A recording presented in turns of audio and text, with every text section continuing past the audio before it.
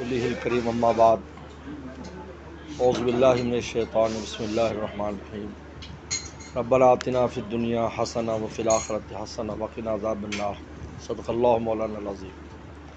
اما عائشہ صدیقہ رضی اللہ تعالیٰ فرماتی ہیں میں نے پیغمبر سلام کو یہ دعا کثرت سے پڑھتے سنا ہے، ربنا آتنا فی الدنیا حسنہ وفی الآخرۃ حسنہ وقنا عذاب النار۔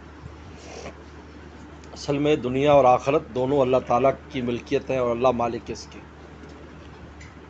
اور اللہ نے یہ دنیا اور آخرت دونوں اپنے لوگوں کے لیے بنائی ہے، غیروں کے لیے نہیں بنائی۔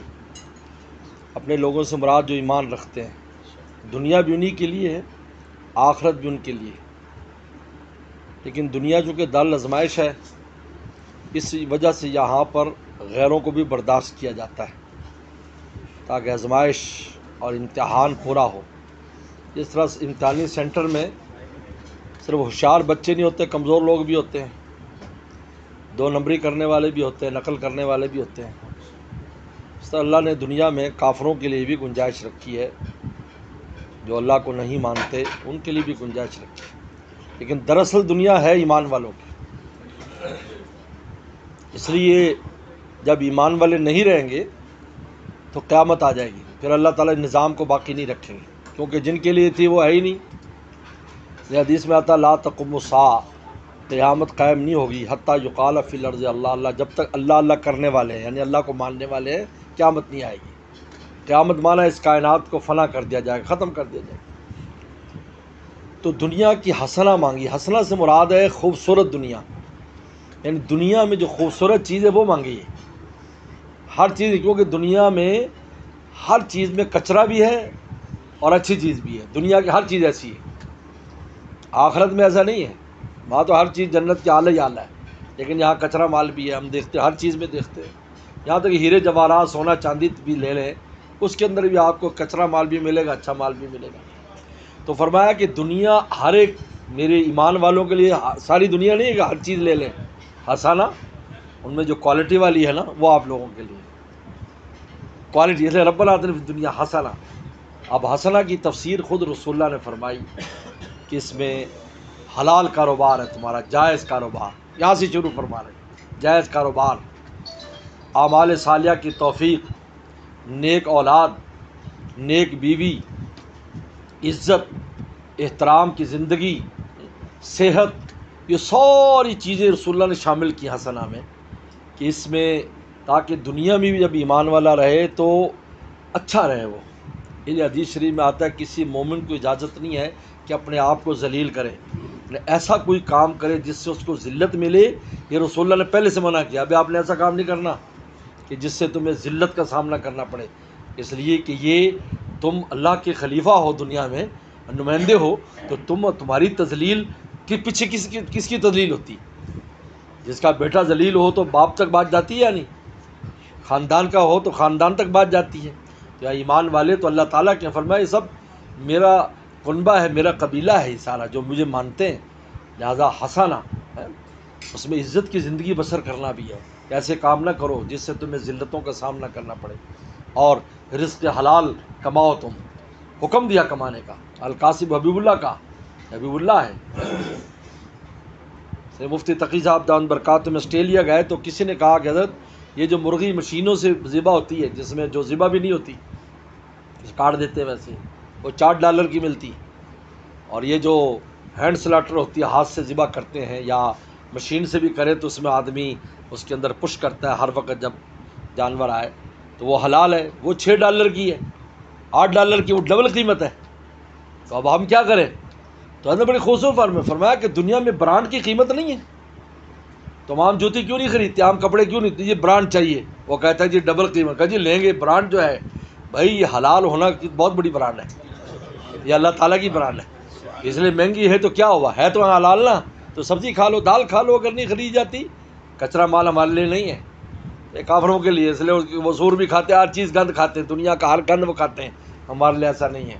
مال اللہ نے مال طیب، مال ربنا آتنا فی الدنیا حسنہ، یہ حسنہ کی تفسیر ہے کہ کماؤ بھی حلال کماؤ، شبے والا بھی نہیں، بالکل دور کرو، شبے والے بھی دور کرو۔ جب اللہ نے حلال کے رستے رکھے تو ہمیں شبے والے کام کرنے کی کیا ضرورت ہے؟ تو بناتے ہیں. تو یہ حلال کاروبار، اور اس میں جہاں یہ چیز ہوتی ہے کہ اس کام کے یہ حلال ہے حرام ہے، وہ تو موٹی موٹی چیزیں ہیں، لیکن دل کے کیفیات کا بھی اس میں دخل ہے. اس لیے حدیث شریف میں آتا ہے کہ لالچ اور اشراف نفس کو کبھی کام میں نہ آنے دو. اگر تم اس بنیاد پر کام کرو گے، چاہے وہ بظاہر حلال طریقے سے آ رہا ہے، لیکن اگر تمہارے دل میں اشراف اور لالچ ہے، فرمایا کہ موہقت برکت ہو، اس کی برکت ختم ہو جائے گی. اتنا فرمایا. اس لیے اس کا اتنا اہتمام کیا ہے. ہمارے تمام اسلاف نے جو کاروبار کرتے تھے بڑے بڑے، لالچ کی بنیاد پہ فیصلہ نہیں کرتے تھے. جہاں لالچ ہے چھوڑ دیا، کوئی بات نہیں بھائی، چھوڑ دیا. اور جو سخاوت قلب سے اس دنیا کو لے گا، فرمایا کبوری کا لہو فی، اس کے لیے برکت کر دی جائے گی. تو یہ باطنی کیفیت ہے، باطنی کیفیت. اور اپنے معاملات میں رازداری رکھو، اس کا حکم ہے. آپ نے فرمایا کہ اب خدا کی نعمتوں کو چھپا کر اس کی حفاظت کرو. اس لیے فرمایا کہ میری امت کی اکثریت کی ہلاکت نظر بد کے ساتھ ہے. جب نظر بد لگتی ہے، وہ تو پہاڑ کو حدیث النظر حق العین حق حدیث شریف میں آتا ہے. آپ نے صحابہ کو حکم دیا، صحابہ کو حکم دیا کہ بلا وجہ آپ اپنے جو ہے نا شو آف کرنے کی ضرورت نہیں ہے. یہ دو کام اس حلال کے ساتھ، یہ دو کام آدمی کرے. ایک تو ہر سودے میں دل کو دیکھے، لالچ تو نہیں ہے یار یہ بس ابھی یہ کر لے تو ایسا ہو جائے، ایسا نہیں ملے گا تو اس کو رات کو نیند نہیں آ رہی، ایسا نہیں. ثقافت قلب ہے، ٹھیک ہے، اپنے ٹائم پر جو طریقہ کار اس طریقے سے روٹین سے ہٹے نہیں. آپ کا کام ہوتا ہے، آپ ایک چیز آپ کے سامنے آتی ہے، آپ اس پر سوچتے ہیں، دوستوں میں مشورہ کرتے ہیں. اب لالچ میں کیا ہوتا ہے، کسی کو پوچھتا بھی نہیں ہے.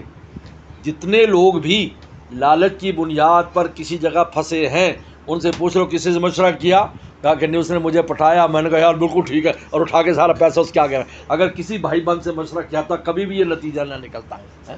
تو یہ خود دلیل ہے اس بات کی کہ وہ لالچ وہ کر رہا ہے. ورنہ 10 بندوں کو کہتا کہ یار ایسا مسئلہ ہے، وہ بتاؤ بھائی تمہارا کیا مشورہ ہے.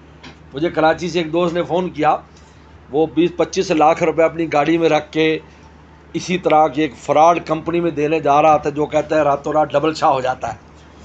پھر اس کو ایسے خیال آیا کہ یار وہ مولانا صاحب سے ہمارا اتنا تعلق ہے، وہ کاروباری لوگ ہیں وہ بھی، تو میں ذرا پوچھ تو لوں.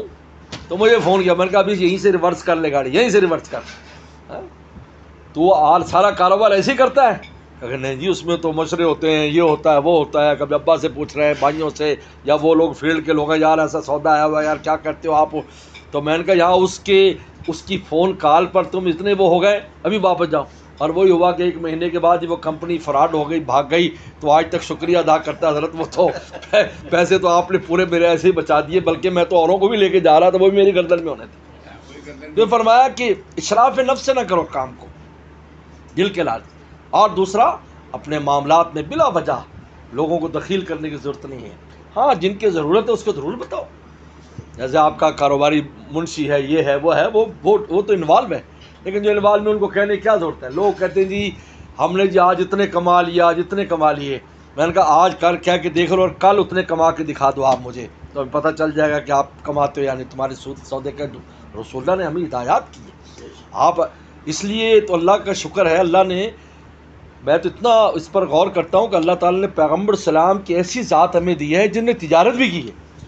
یعنی وہ کون سی دنیا کے ایسے لائن ہیں جو رسول اللہ صلی اللہ علیہ وسلم نہیں جانتے تھے. گھروں کے اندر بال بچے، قبیلے، قوم، ہر ایک کو نبھانے کا طریقہ پیغمبر صلی اللہ علیہ وسلم نے بتایا. اسی وجہ سے تو کافروں کو اشکال ہو جاتا تھا کہ یار یہ تو عام لوگ جیسے زندگی بسر کرتے ہیں، مالی حاضر رسول یا ہم یمشی فی الاسواق، کیسا رسول ہے، کھاتا پیتا ہے بازاروں میں سودا سلم لیتا پھرتا ہے.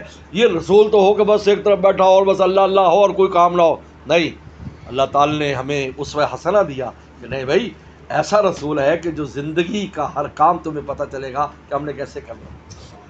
اور پھر آخرت حسنہ، آخرت میں حسنہ کیا ہے، گناہوں کی معافی ہو جائے اور جنت میں پہنچ جائے.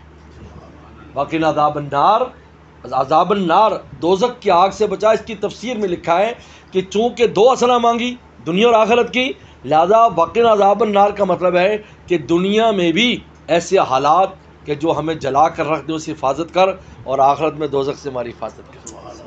تو اس دعا کی عجیب برکت ہے اور اس کا مفہوم بھی کتنا عجیب ہے. اس لیے پیغمبر السلام اکثر اس کی تلاوت فرماتے تھے. واخر دعوانا ان الحمدللہ. اللہم لک الحمد کما صلی علی محمد وفل بنا کما انت انک انت التقوی والمغفرہ. اللہم اتم من اتمنا واسق من سقانا. اللہم بارک لهم فیما اعطیتهم اکل طعامک وراء صلت علیکم الملائکۃ فتنتکم الصائمون. اللہ وفقنا لما تحب وترضى من القول والعمل والفعل والنیت والہدی والہدی انک علی کل شیء قدیر. صلی اللہ تعالی علی خیر خلقہ محمد وآلہ وصحبہ اجمعین.